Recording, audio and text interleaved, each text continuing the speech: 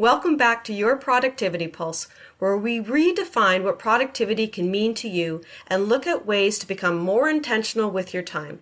In episode 19, we tell a story about Terry Fox, and we start looking at the Terry Fox Foundation and having conversations about volunteerism and what it looks like to incorporate that into your life. I looked further into that, and I had this idea that I wanted to interview someone who has extensive experience as a volunteer, and I found the most wonderful woman. Her name is Elizabeth Ducie. I'd like to introduce you. Elizabeth, please. She comes all the way to us from not London, England, but but somewhere around that area. Let's put it that way. Welcome. Good morning, Michelle, and thank you for having me. And I'm a couple of 100 miles from London. I'm down in Devon, down in the southwest of England. When I talked to you before about this, now Elizabeth and I have been colleagues in a few areas in the author industry, and I know that while she's been in the process of writing her many books, one of the things that has been so important to her in the process, around using her time and managing her time so well, is her volunteerism and the charitable work that she does. And it really rung true to me with our conversation that we had in episode 19 about the importance of really finding that time to be able to dedicate in giving back to our society and giving back to our world. So, and I thought, but how does she do it? How does she do all of it? Because, we'll be on a conversation and all of a sudden be like, oh, I've got to head off to my meeting. I'm the CEO of this of this organization. I've gone to another meeting about this. So I'd love to bring you into this conversation right now, Elizabeth, and just tell us more about how did you get started in volunteerism and how much time did you dedicate in the beginning when you were in your first career, and how has that changed over time? I had to sit down and do a deep dive into my past to try and remember this. But when I first started volunteering, it was right back at the beginning. I think I just finished working for a multinational and I was working for myself. We set up a consultancy working all around the world. And I was starting to get involved in networking groups. So Business Guild, Women in Business, Chamber of Commerce, things like that, which I knew I had to do because it was part of progressing the business. But I'm actually, although you may not believe this, having known me for a while, I'm actually very shy when it comes to talking to complete strangers. And I Okay, yes, that actually, is an amazing thing. It must mean that we have a good relationship and that you do work well online. absolutely, yes. But bearing in mind we're talking about 1990, so we're talking what, 20 odd years ago, 30 years ago. I was in an engineering industry, so I was in a very male dominated world. And walking into rooms with a whole bunch of strangers, particularly groups of men who were standing chatting to each other, it was really difficult as a woman to just walk in and start talking to people. And I realized quite quickly that the way around that was to volunteer to be on the committee, because committees are always short of people. And if you are a committee member, you have a legitimate reason for walking up to anybody and talking to them. My first foray into volunteerism was really from a personal point of view because it helped me to talk to people.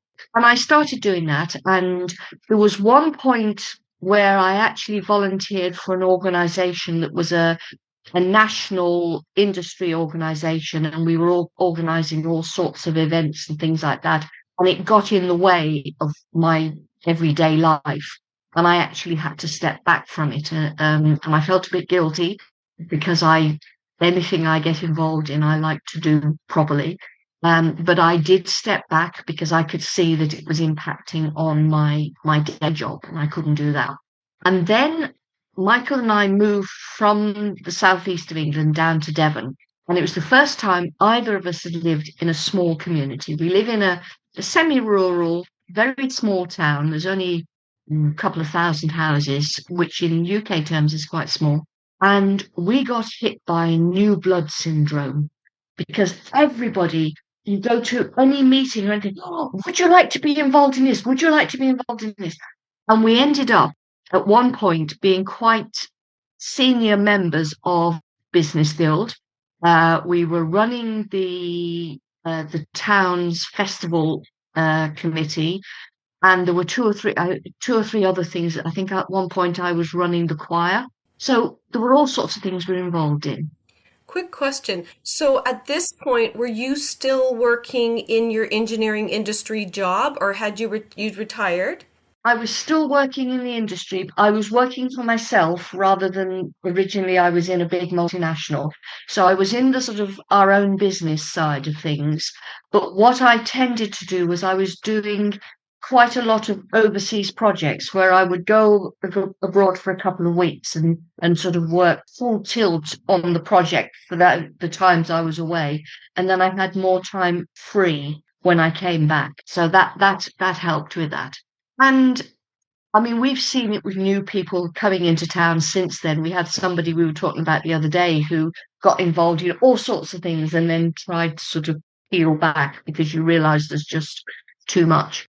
But the major change for me, and the point where I really got involved in volunteering to a really major extent, was in 2020, just before lockdown, or in fact, the back end of 2019. And I was asked if I would join the board of trustees of a small local charity.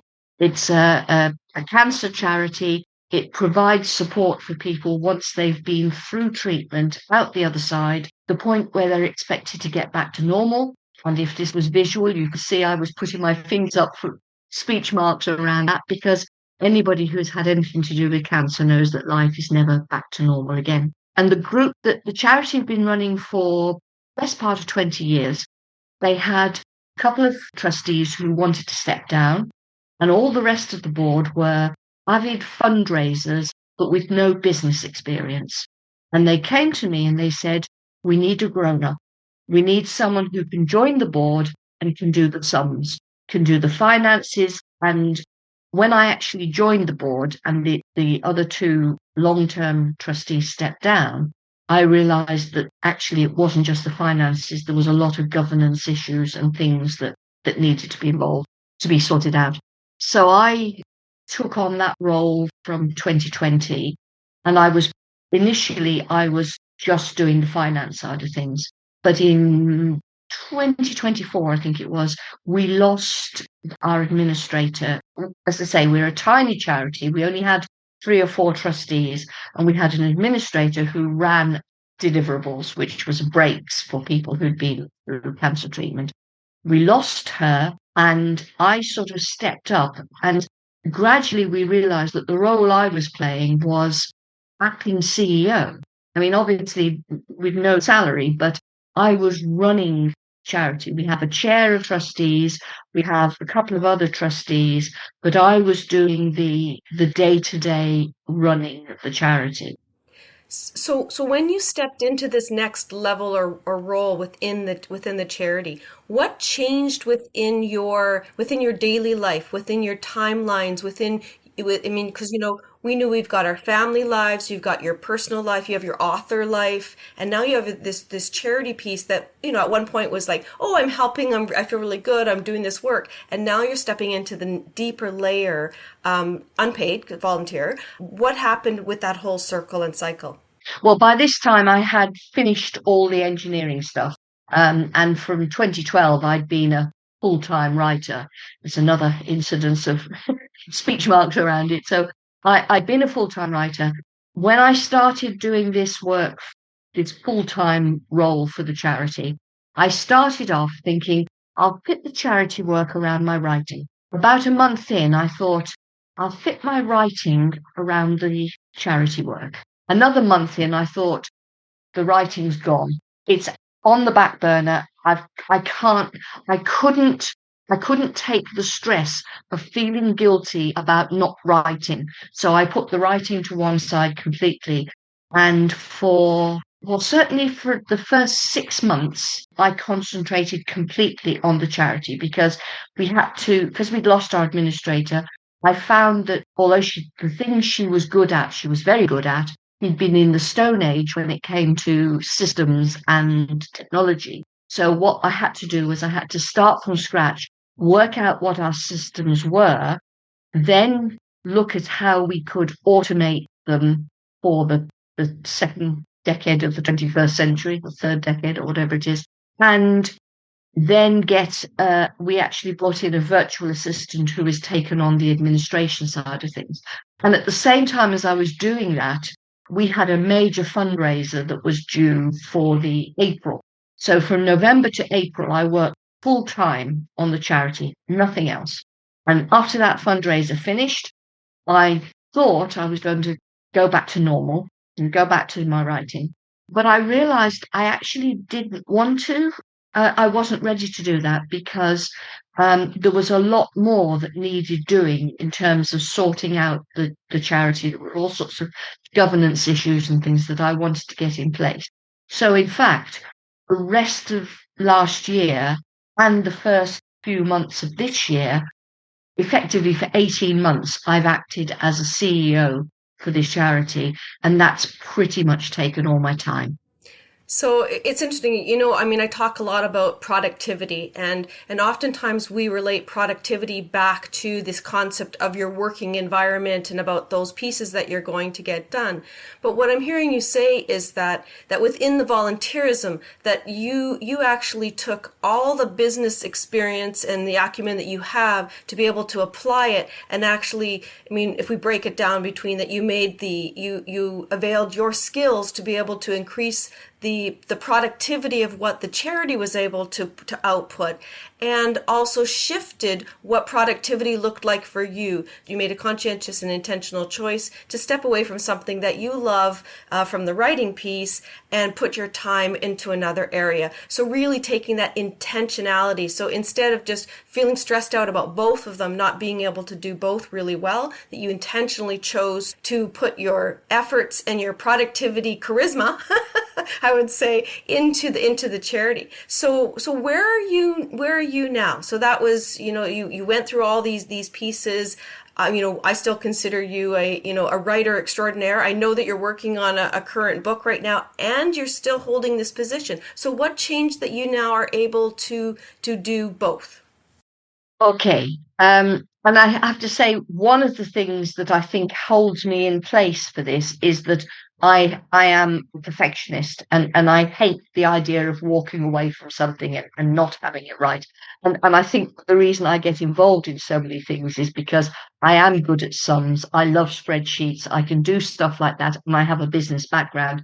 And if I see people floundering, I think I could help them with that, and it would be much easier. Where have I got to now? Okay, I found I was starting to resent the amount of time that was being spent on the volunteering. And a couple of things happened in recent weeks. I went to a session run by a writing friend of mine on writer's block. And I've always been of the opinion writer's block doesn't exist. If you're a writer, it's your work. If you work in a shop, you don't say, "Oh, I don't feel like it today, I'm not going in." And if you're a writer, you don't say, "I don't feel like it." You write. So I thought, no, I don't have writer's block. But I went to this session and I realized that the fact that I kept on saying, "I'm too busy to write, I'm putting it to one side because I'm too busy," was actually a form of writer's block. So I came out of it and I made a decision I was going to write every day, and I was actually going to spend the first hour or so each morning writing before I did anything else, because that would give me a chunk of writing time. So I put that as one thing. I then went to a session which was for CEOs of charities. And bearing in mind that most of the CEOs I think all the CEOs in the room, apart from me, were in paid positions. So they were employed by their charities. The session was about burnout. I went along, as did two or three of the others, with the thought, it'd be quite interesting. I'd like to hear about it. And halfway through the session, I thought, oh dear, he's describing me. He's describing the issues I've got. And this guy talked about the different pillars that you needed to have in place to support you to not have burnout. And one or two of those, no problem at all. I have a very, as you know, Michelle, a very stable family life, a very secure partnership, and that's fine. I've got all the support there I need. I got a lot of other things in place. But the first pillar, the first on his list was why? Why are you doing this? And I realized that suddenly I wasn't sure why I was doing it anymore. And that really made me think I needed to sort out, as you say, the intentionality of everything. And I have now gone back to 2 half days, 2 afternoons a week where I will work on the charity, but I've reclaimed the rest of my time for my real life. So for those of you, of course, who can't see me, my arms are just like jiggling. I'm just so excited because one of the things that I also know that we had spoken about, that in your reclaiming, you actually have been implementing one of the time tools that I taught at a workshop couple of years ago, and that was very exciting for me to hear. Maybe you can just tell people a little bit about that. Absolutely. The 42-minute hour, I think it is absolutely wonderful. In the past, I have used the Pomodoro method, which is 25 minutes work, 5 minutes break. It's been okay, but it's never really worked terribly well for me because 5 minutes isn't very long. And what happens is you tend to drift off and do something else, and then you find you've spent almost as long on your 5 minute break as you have on your 25-minute work.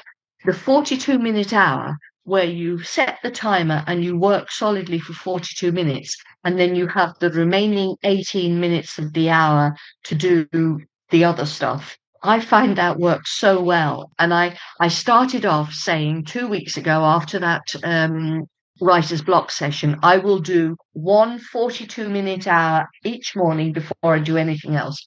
The first morning I sat down, 3 42-minute hours later, I finally got on to doing something else.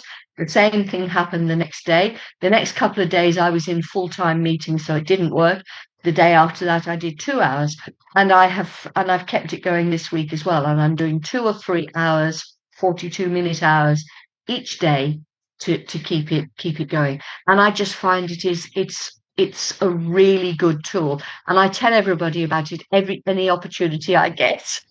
Awesome. That is wonderful.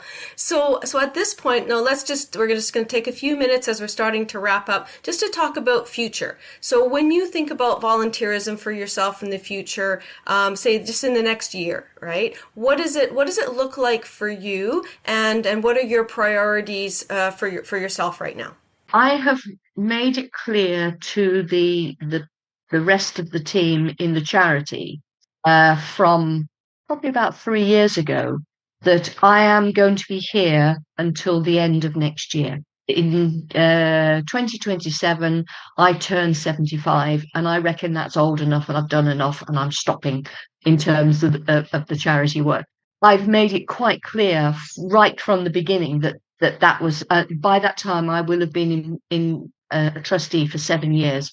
And I think that's long enough because one of the issues we found with the two trustees who'd been in place for nearly 20 years was every time we looked at making a change, the answer was, no, no, no, we don't do it like that. So I am conscious that if you stay too long, you'd start impeding the development of the organisation. So I am quite clear that at the end of next year, I'm done. And that allows me to plan what I'm doing in terms of the time that's left.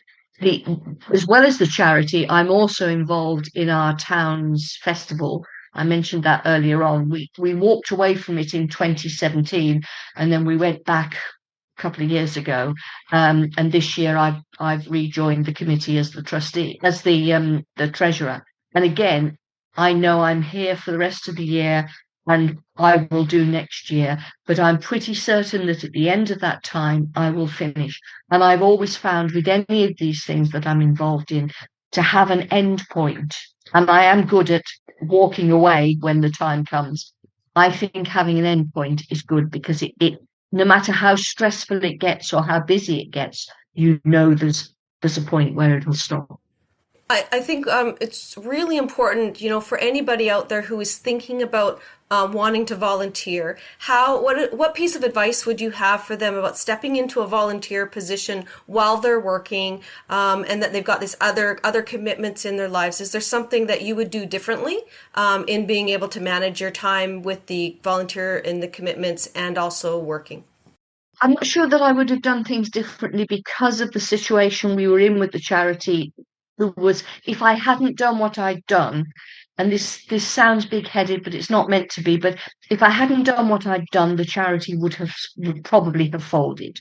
So I don't regret for 1 minute all the time I've spent on it, but I think have boundaries, have an exit strategy, know what you're prepared to do.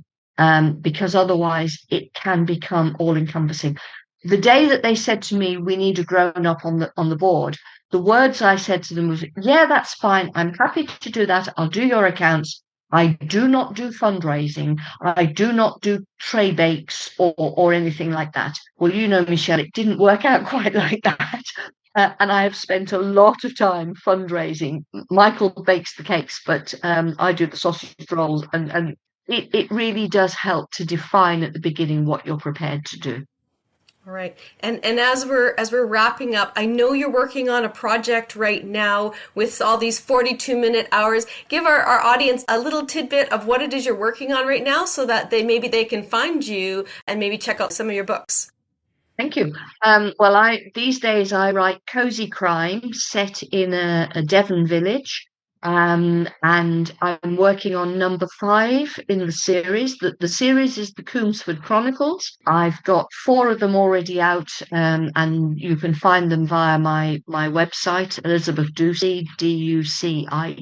And number 5, I think it's going to be called Iced in the Institute, or Iced in... I'm trying to find a name for a school that begins with I, because I like alliteration, and the person that's killed, it ends up in the freezer. So it's going to be iced in the or frozen in the. I haven't quite got that worked out, but it will be due out towards the end of this year.